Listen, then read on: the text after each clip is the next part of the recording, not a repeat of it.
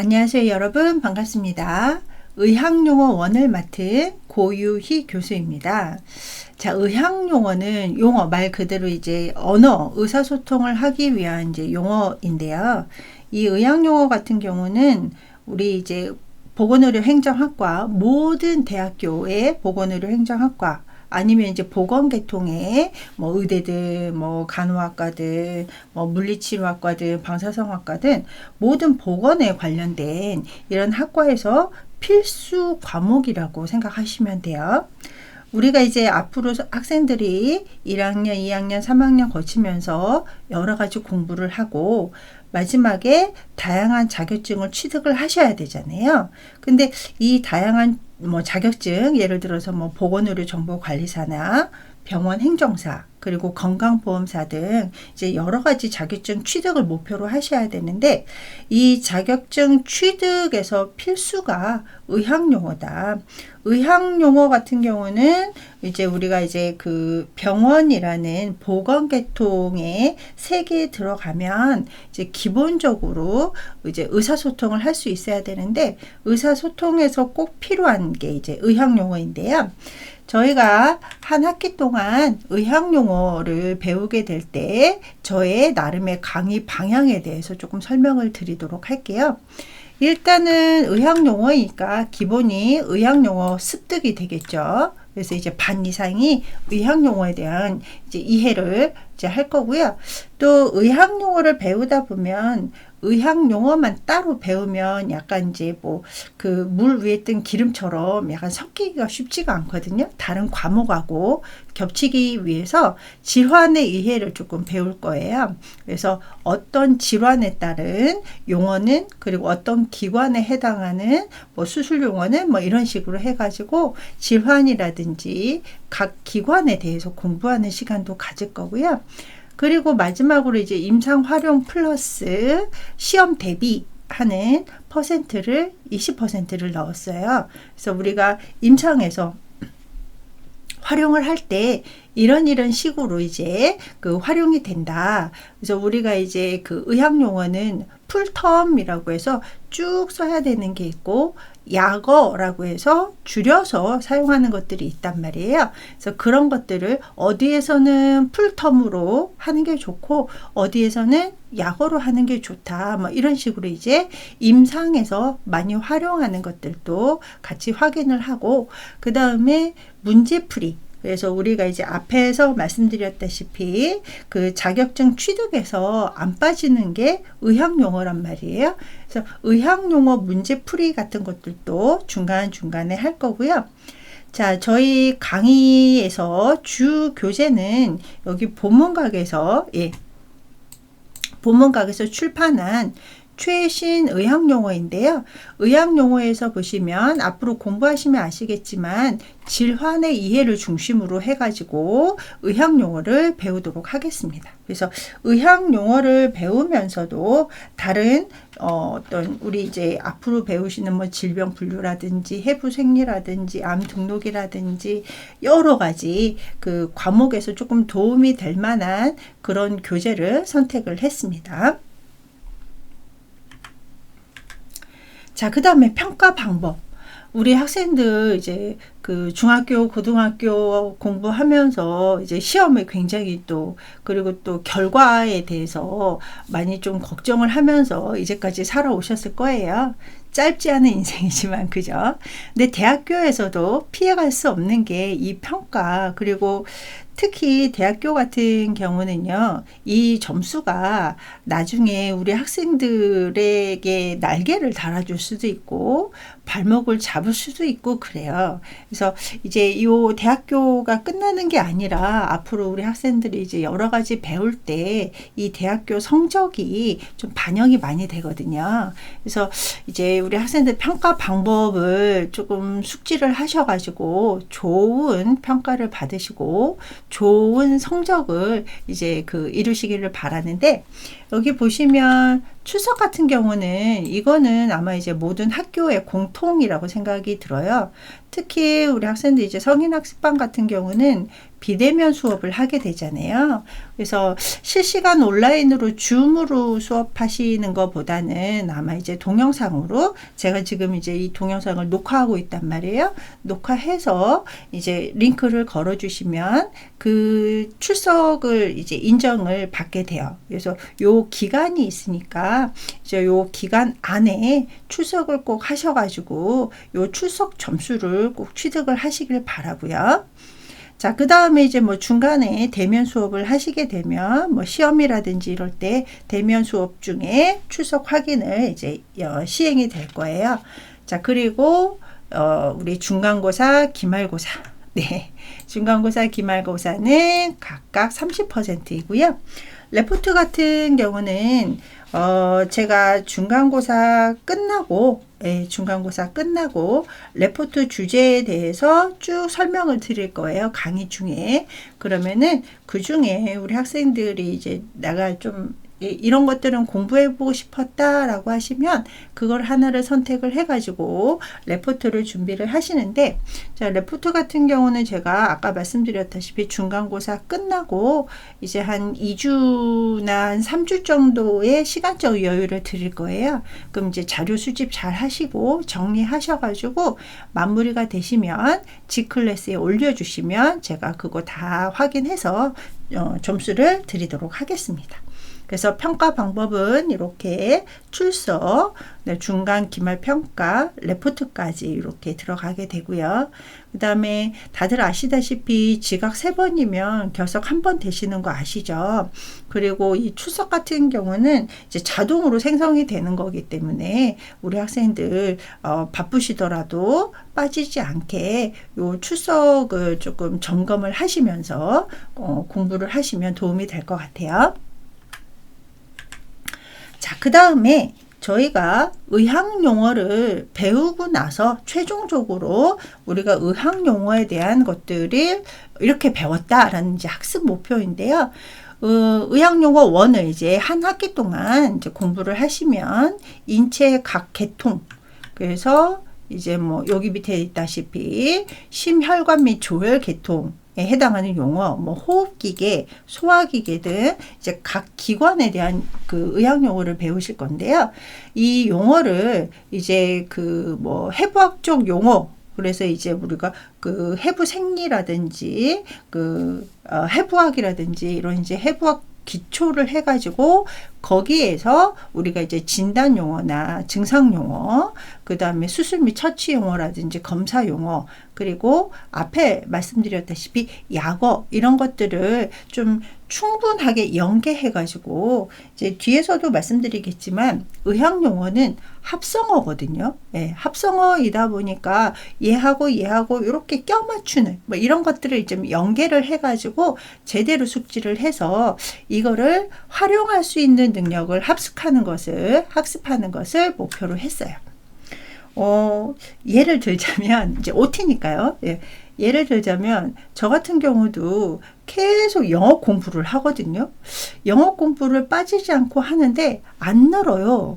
그래서 왜 이렇게 안 늘까? 물론 이제 뭐 저의 능력도 있기는 하겠지만 곰곰이 또 생각을 해보니까 영어 공부를 해서 써먹을 데가 없는 거예요. 제 주위에는 영어로 대화할 만한 사람이 별로 없어요.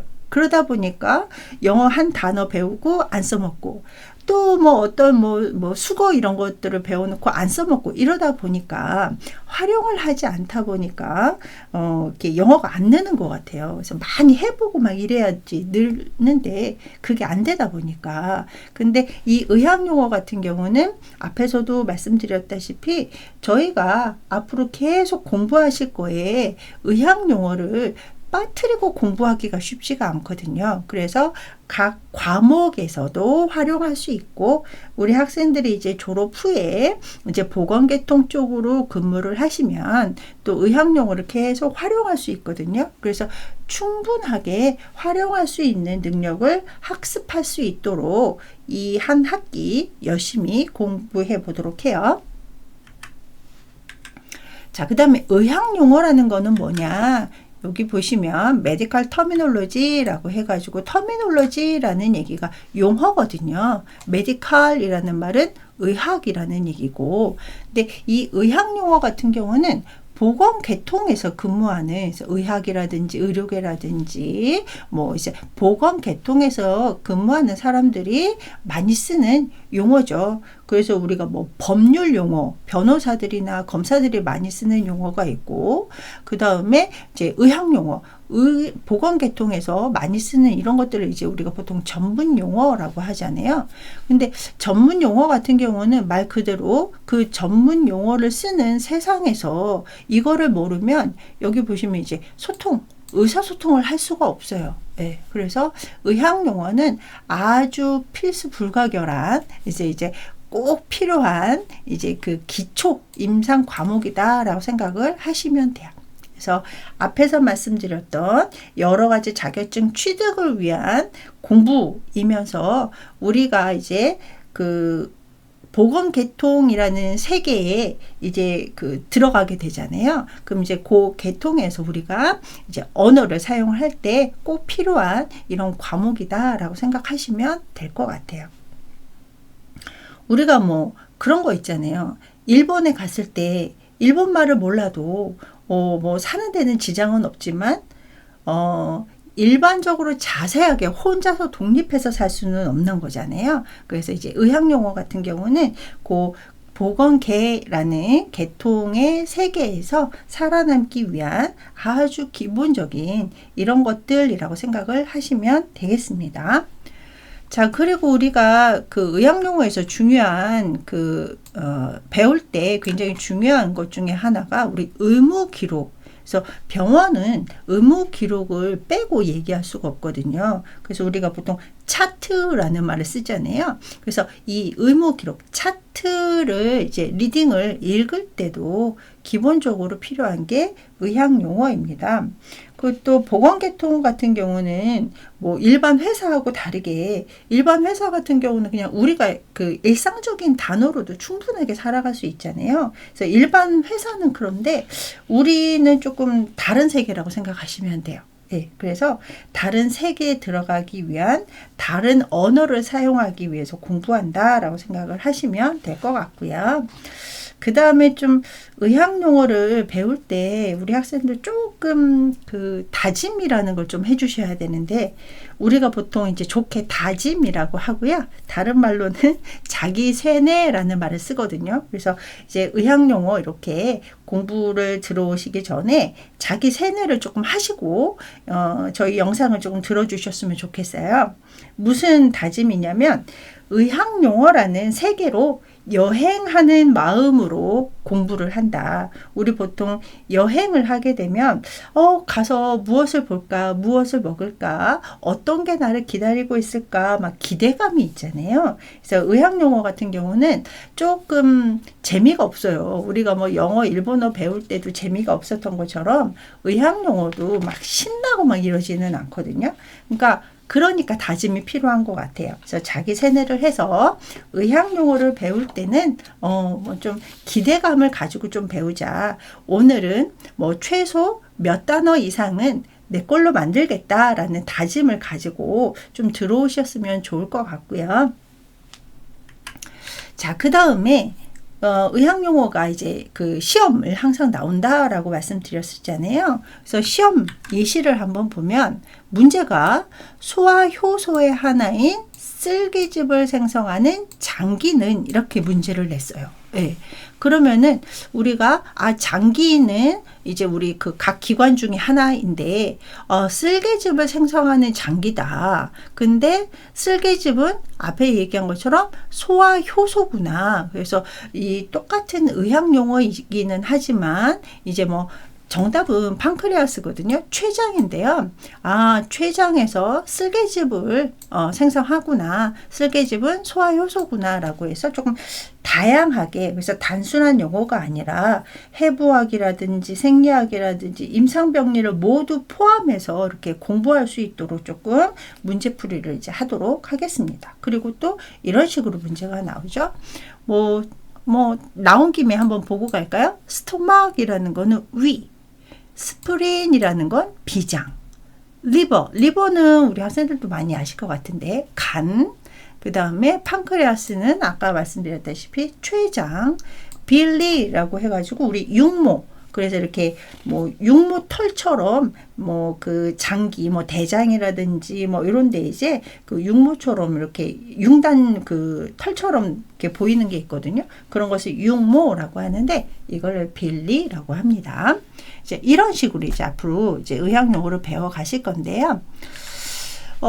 아무래도 OT다 보니까 첫날, 첫 시간에 좀 무엇을 말해주면 좋을까라는 고민을 조금 했어요. 예, 사실 이 고민은 몇 년째 하고 있고 또 해주는 말은 비슷하기는 하지만 아무래도 첫날 좀 현실 점검 뭐 이런 것도 좀 필요하실 것 같아요. 아무래도 제가 우리 학생들의 인생 선배이기도 하고요.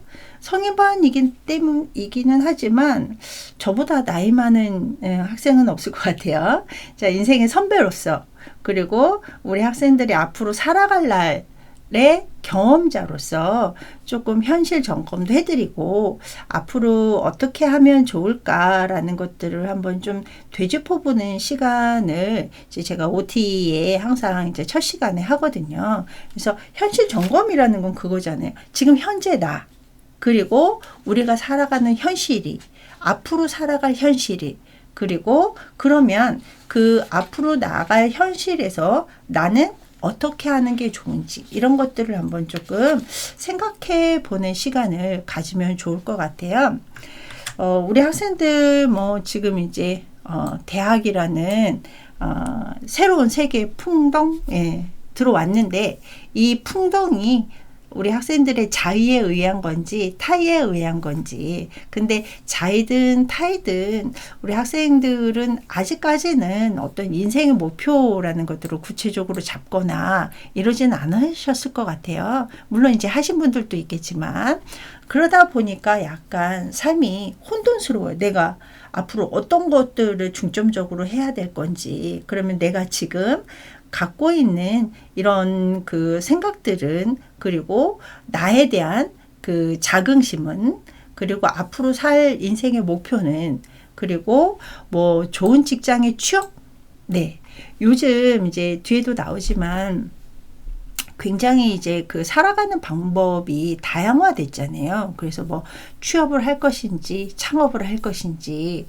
그리고 창업을 하더라도 요즘은 이제 오프라인에서 할 건지 온라인에서 할 건지 뭐 이런 것들에 대한 것들이 약간 추상적이기는 하지만 지금 현재 가 어떤 방향으로 갈 수 있는지에 대해서 한번 생각해 보셨으면 좋겠고요. 그 다음에 시작과 끝 우리 시작이 반이다라는 말이 있잖아요. 근데 시작을 해야 끝을 맺을 수 있고 또 그 과정에서 내가 시작하고 나서 그 과정이 어떤 과정을 이루었느냐에 따라서 끝이 또 달라지잖아요. 그래서 좀 우리 학생들 시간을 가지시고 구체적으로 한번 조금 생각을 나에 대한 현실 점검을 조금 해보시는 시간을 좀 가지시면 좋으실 것 같아요. 이거는 뭐 이 동영상 끝나고 이제 가만히 앉아서 한번 생각해 보셔도 되고요. 아니면은 좀 시간적 여유가 있을 때 우리 학생들이 좀 그 여유 시간이 있을 때 한번 생각해 보시면 좋을 것 같고요. 그 다음에 이제 나를 조금 생각을 했으면 요것도 필요할 것 같아요. 내가 선택을 할 것이냐 선택을 당할 것이냐 그리고 좀 우리 시작과 끝을 얘기를 했는데요. 항상 시작은 누구나 같아요.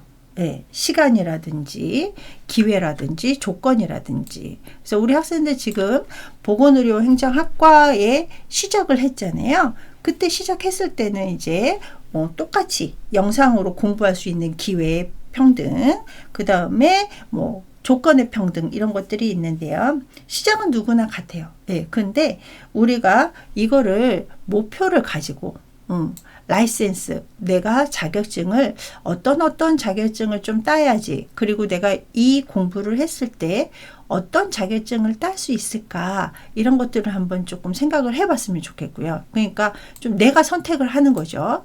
그 다음에 스킬, 내가 앞으로 어떤 이제 그 뭐 병원이든 아니면 다른 보건 계통이든 해서 일을 할 때 내가 취득할 수 있는 스킬, 기술은 어떤 것들을 조금 취득할 수 있을까. 그리고 나만의 특별함.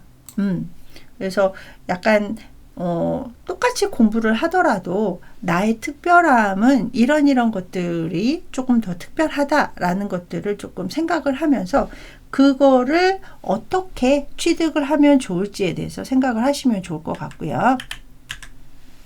자, 그 다음에 가능성이 아니야. 나는 이런 것들을 할 수 있어 라는 가능성보다는 어떻게 하면 좋을까.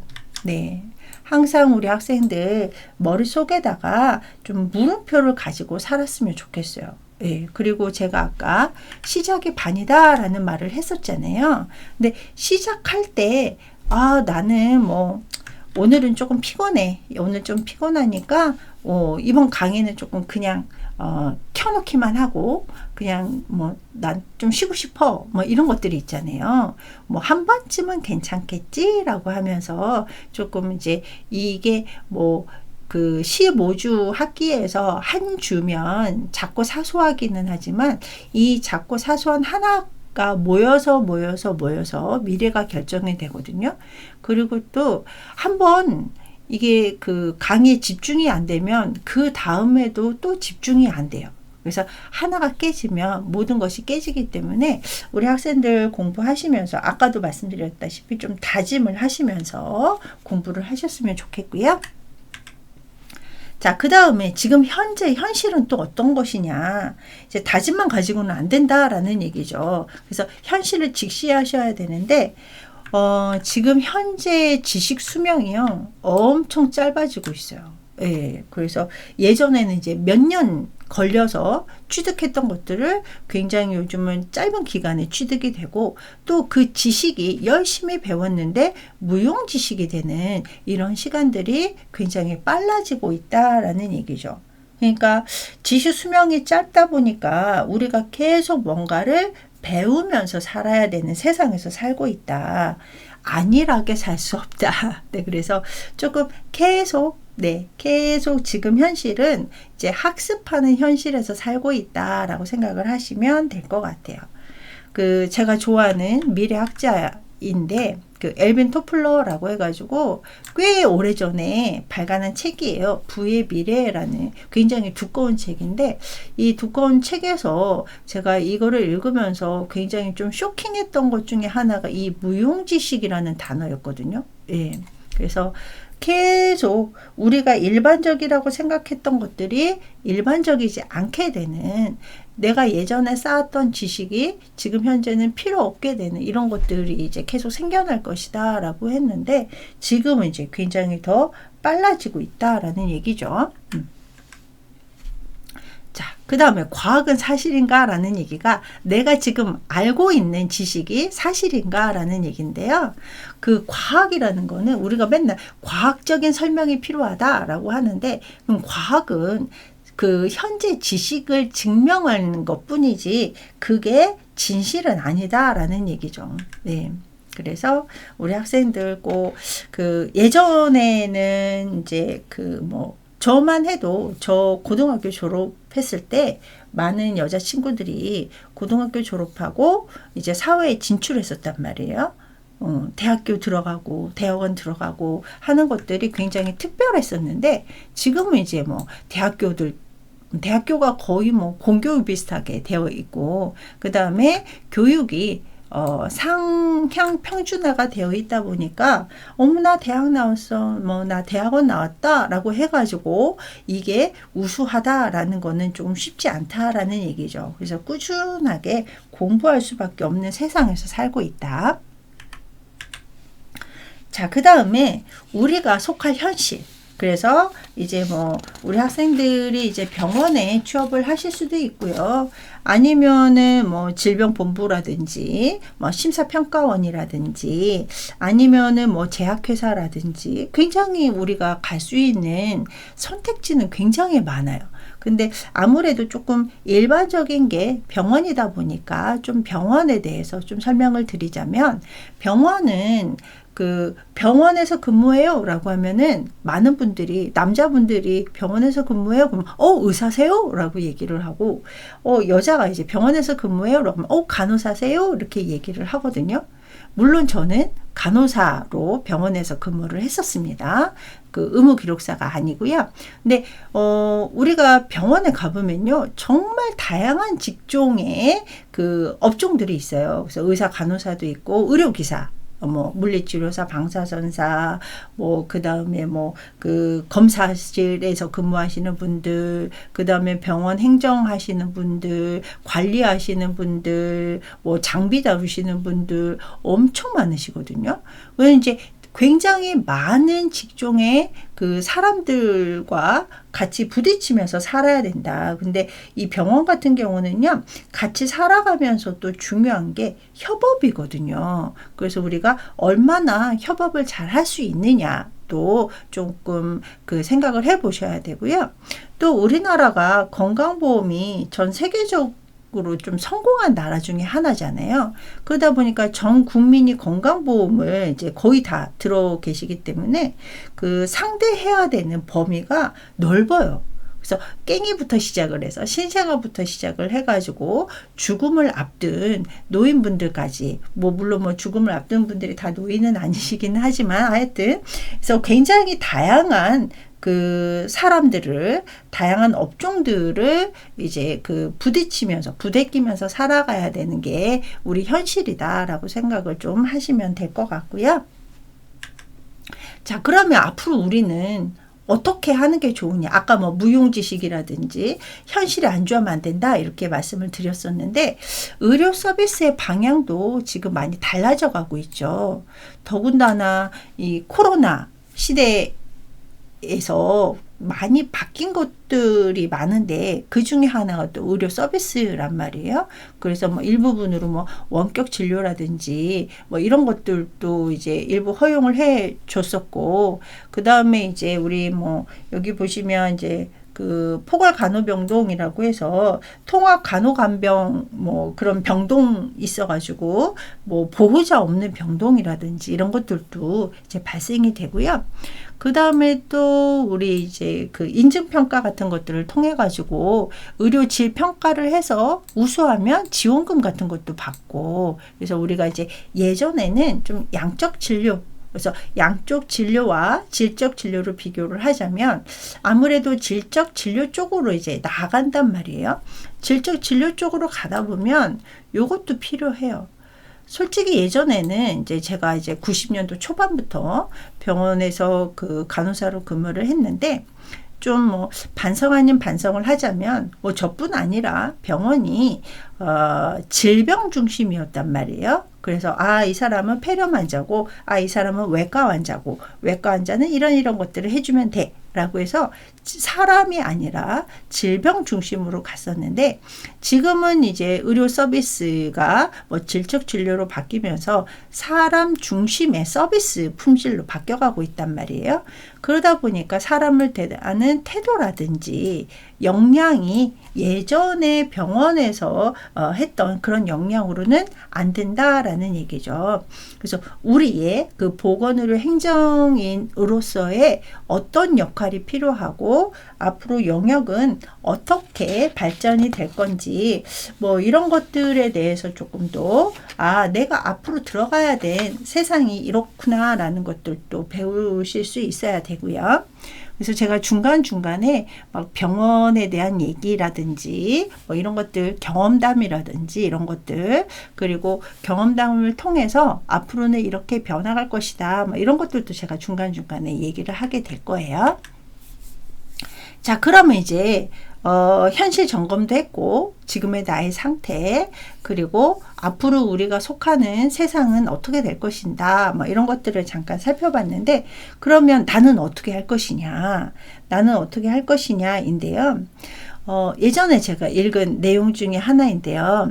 우리 이제 우리 학생들도 이제 여행 많이 다녀보셨을 것 같은데, 아니면 뭐, 많이 안 다녀봤어도 뭐, 가까운 데라도 이렇게 여행을 가게 되면, 우리가 보통 여행지에 가면, 아, 여기 유명한 게 뭐야? 여기 맛있는 게 뭐야? 뭐, 이런 것들 조금 이렇게 뭐 검색이라든지 아니면 가서 이제 찾아가서 보고 막 이러잖아요. 근데 어떤 여행자가 마을에 방문을 해가지고 지나가는 어르신한테 물어봤대요.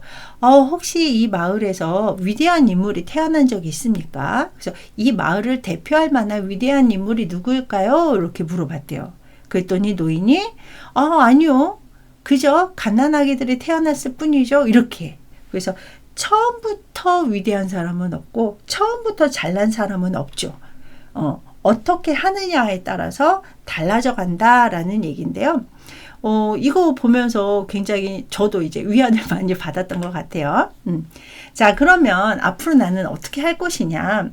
우리 학생들 뭐 수능 시험 대비하면서 아니면 중학교, 고등학교 수업하면서 이제 평균 점수를 올리고자 좀 부족한 것을 보강하는 이런 것들이 좀 아마 일반적이었던 것 같아요. 저도 중학교, 고등학교 다닐 때 뭐 그래서 뭐 국어, 수학은 조금 되는데 뭐 다른 거 뭐 그 가사라든지 이런 것들을 좀 나하고 안 맞아. 근데 그게 점수가 떨어지면 평균이 떨어지기 때문에 그걸 좀 공부해야 돼라고 해가지고 좀 부족한 것을 많이 공부를 했었는데 앞으로 우리 학생들은 부족한 게 아니라 잘하는 것에 더 투자를 해가지고 앞에서 이제 역량이라는 말도 했는데요.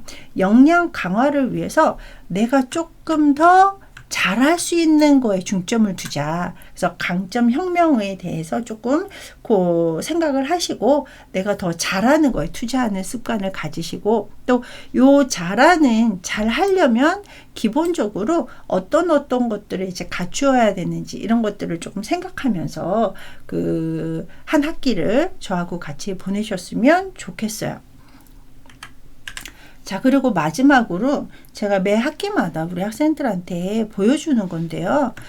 물론 아는 학생들도 있을 텐데 이게 예전에 제가 들은 것도 오래되거든요. 그래서 예전에 하버드 경영대학원에서 이제 졸업생들을 상대로 조금 설문을 했대요. 그래갖고 왜 우리 그래도 전 세계에서 가장 똑똑한 사람들이 모이는 곳이 하버드잖아요. 더군다나 거기에서 이제 대학원인데 졸업하는 학생들에게 앞으로 목표가 있느냐라고 질문을 했대요. 앞으로 어떻게 살고 싶으냐, 목표를 어떻게 정했냐라고 물어봤더니 자, 여기 3가지 종류의 사람이 있었어요. 그래서 어떤 사람은 대다수의 사람은 나 정말 힘들게 공부했기 때문에 좀 쉬고 싶어요. 좀 쉬었다가 그 다음에 생각할래요 라고 했던 사람들이 84%가 일단은 좀 쉬고 싶다, 즐기고 싶다, have fun 이라고 이제 대답을 했고요. 그 다음에 13%, 뭐, 예를 들어서 100명이다. 그러면 한 13명이, 저 계획 있어요? 네, 이렇게 대답을 했대요.